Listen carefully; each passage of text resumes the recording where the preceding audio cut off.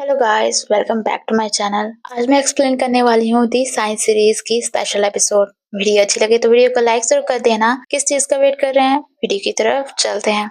Episode की start होती है जहाँ पे भैया और थान ऑफिसर के साथ अंदर जाते हैं एक जगह पर जहाँ पे वो मिशन करने आए होते हैं। तभी वहाँ पे अंदर वो पहुंचते हैं तो अंदर कोई भी नहीं होता और वहाँ पे एक फोन पर होता है जो कि रिंग करता है, जिसे भैया पिक करता है। दूसरी साइड से कोई शख्स बोल रहा होता है कि तुम लोग यहाँ पे पहुंच गए हो, वाकई में तुम इंस्पेक्टर एक्ट की टीम के काबिल हो। जहाँ पे भैया पूछता है कि वो सब कहाँ है, तो आगे से आदमी कहता है अगर तुम अपने फ्रेंड्स को वापस चाहते हो तो तुम्हें वही करना होगा जो मैं तुम्हें कहूंगा। जिसपे थान कहता है तुम चाहते क्या हो, तो वो शख्स कहता है मुझे माइकल की डॉटर चाहिए। तो भैया कहता है मैं कैसे मान लूं कि तुम अपनी बात से मुकरोगे नहीं। तो आगे से यकीन दिलाने के लिए कहता है कि 3 लोगों को मैं तुम्हें वापस दे रहा हूँ और बाकी के अगर तुम्हें लोग चाहिए तो तुम्हें मुझे माइकल की बेटी लाके देनी होगी। अगर तुम ऐसा नहीं करोगे तो तुम्हें वो जिंदा नहीं मिलेंगे। तो भैया इस बात पे एग्री होता है, पूछता है तुम कहाँ मिलना चाहते हो, तो वो बताता है कि बॉर्डर पर। तभी वो कुछ और पूछ पाता वो कॉल कट कर देता है और पीछे से आवाज आती है। जैसे ही वो पर्दा नीचे गिरता है वो शॉक हो जाते हैं क्योंकि सिंह, इंस्पेक्टर एक्ट और थोंगथाई वहाँ पे लटके खड़े होते हैं जिन्हें वो रेस्क्यू करते हैं। यहाँ से सीन कट होता है और हमें दिखाते हैं थान जिसे कि विजन आ रहे होते हैं काफी अजीब से, और वो अपनी आंखें खोलता है जहाँ पे वो भैया के पास लेटा पड़ा होता है और भैया पूछता है क्या हुआ, तुम ठीक तो हो ना। तो थान कहता है हाँ मैं ठीक हूँ, मुझे लगता है काफी ज्यादा काम करने की वजह से मुझे विजन आ रहे हैं। जो रिसेंटली केस पे हम काम कर रहे हैं उसके रिलेटेड भी विजन आ रहे थे। जिसपे भैया कहता है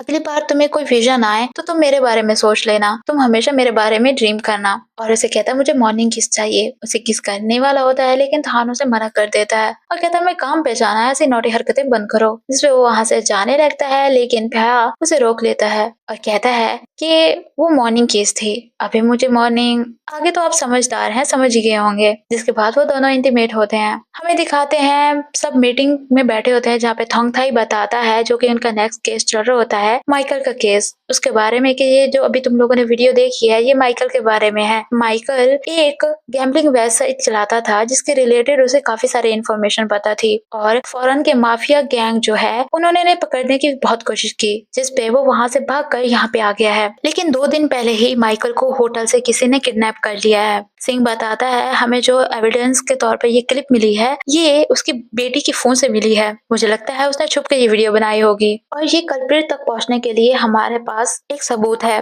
तभी भैया कहता है क्या पुलिस को कुछ और मिला है और ये पता चला है कि उसे कौन ले गया है। एक बताता है उनका मानना है कि माफिया गैंग ने सैंग को हायर किया होगा ऐसे काम करने के लिए, क्योंकि उनमें से एक आदमी के हाथ पे टैटू था, इसका मतलब वो सियांग के ग्रुप से था। यही कहते हैं ये सारे केसेस तो कैप्टन एशरा की रिस्पॉन्सिबिलिटीज है ना, तो ये सब हमें क्यों ट्रांसफर किया गया है। जिसपे सब एग्री होते हैं और एक भी काफी सोच में पड़ा खड़ा होता है। एक और इसकी टीम कहीं जा रहे होते हैं तभी इधर से कैप्टन एशरा आ जाती है जो कि उन्हें कहती है मुझे नहीं लगा था कि तुम चोर भी हो जो कि मेरे केसेस को इस तरह से चोरी कर लोगे। तभी इंस्पेक्टर कहता है मुझे लगता है हमने इस बारे में मीटिंग में बात कर ली है पहले।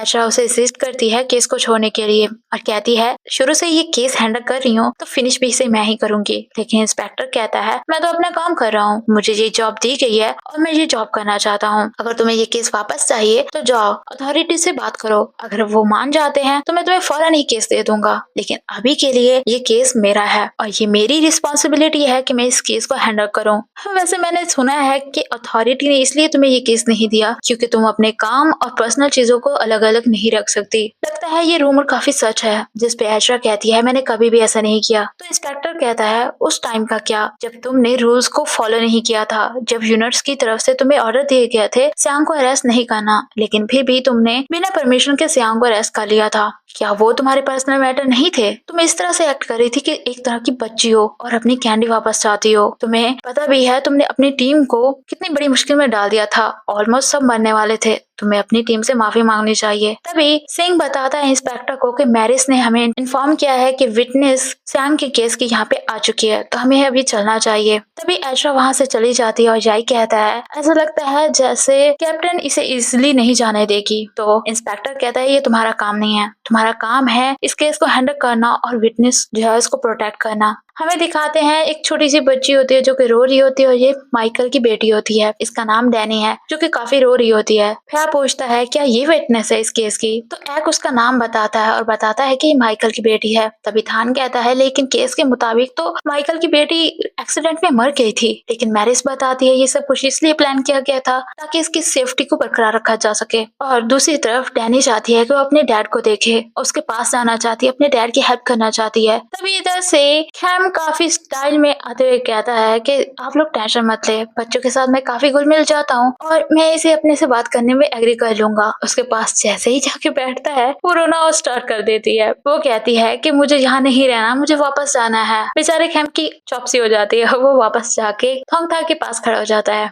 थोंगथाई उसे पूछता है अभी उसने क्या कहा, तो कैम कहता है मुझे नहीं पता, मुझे कुछ समझ नहीं आया। तभी एक थान और फ्या को ऑर्डर देता है कि तुम दोनों डैनी को अपने साथ लेके जाओगे और इसका ख्याल रखोगे, उसके साथ रहोगे जब तक माइकल हमें वापस नहीं मिल जाता और ये केस सॉल्व नहीं हो जाता। तुम दोनों को मैं छुट्टियां दे रहा हूँ ताकि तुम इसका ख्याल रख पाओ। फ्या कुछ कह पाता, थान इस बात पे एग्री हो जाता है और ऑब्वियसली फ्या तो कुछ कर ही नहीं पाता थान के आगे, उसे चुप ही करना पड़ता है। जिसके बाद थान डैनी से बात करते हुए कहता है मेरा नाम थान है, तुम सेफ रहोगी हमारे साथ, तुम्हें टेंशन लेने की जरूरत नहीं है। जैसे वो उसे हाथ लगाता है उसे काफी सारे विजन आने लग जाते हैं जहाँ पे याई को भी काफी चोटें लगी होती हैं और डैनी किसी से छुप रही होती है और काफी डरी हुई होती है, जिसे देखकर उसे चक्कर आ रहे होते हैं। जहाँ पे याई को भी शक हो जाता है कि इसे विजन आया है। वो दोनों बाहर आ जाते हैं। ऊपर से याई आता है और कहता है तुम्हें विजन आया ना, काफी टाइम हो गया तुम्हें विजन नहीं आए थे, अब क्या फिर से आना स्टार्ट हो गए हैं? तो थान कहता है मुझे नहीं पता, ये सब कुछ अचानक से स्टार्ट हुआ है, मुझे ऐसा लगता है कुछ डेंजरस बात है इस केस को लेकर, मैं चाहता हूँ कि तुम सब केयरफुल रहो। जिस पे याई कहता है तुम टेंशन मत लो, मेरे पास सपोर्ट है और ऊपर से मेरी प्यारी सी वाइफ भी है, और उसे गले लगा लेता है। जिस पे भैया उसे दूर रहने को कहता है क्योंकि वो उसका है। तभी वो थान से कहता है मुझे लगता है तुम काफी ज्यादा काम कर रहे हो, इस वजह से इतने टेंशन हो रही है तुम्हें। तभी ऊपर से खेम और थोंगथाई आते हैं जहाँ पे खेम कहता है मैं एक बहुत ही इंटरेस्टिंग न्यूज लेके आया हूँ हमारे इंस्पेक्टर और कैप्टन एशराक को लेकर। मुझे पता चला है कि वो दोनों शुरू से एक दूसरे को पसंद नहीं करते थे, जिसपे वो काफी शौक होते हैं। आगे वो कुछ बता पाता, खेम कहता है आगे की स्टोरी मैं बताऊंगा। खेम कहता है वो दोनों शुरू से ही एक दूसरे के दुश्मन हैं। जब वो कॉलेज में थे और यहाँ पे जब वो पहली बार टीम लीडर बने थे तो उन्होंने टीम मेंबर्स को लेकर भी फाइट की थी। कोई भी कैप्टन एशराक की टीम में नहीं जाना चाहता था क्योंकि वो एक लेडी थी, इस वजह से। जहाँ पे थान कहता है मुझे यकीन नहीं आ रहा आजकल भी ऐसे लोग मौजूद हैं जो जेंडर को लेकर इस तरह से बात करते हैं। हमें एक दूसरे को इस तरह से नहीं देखना चाहिए, लोगों के जेंडर से उन्हें नहीं पहचानना चाहिए, उनकी एबिलिटी से उन्हें पहचानना चाहिए। ये बहुत बुरी बात होती है दूसरों को उसके जेंडर से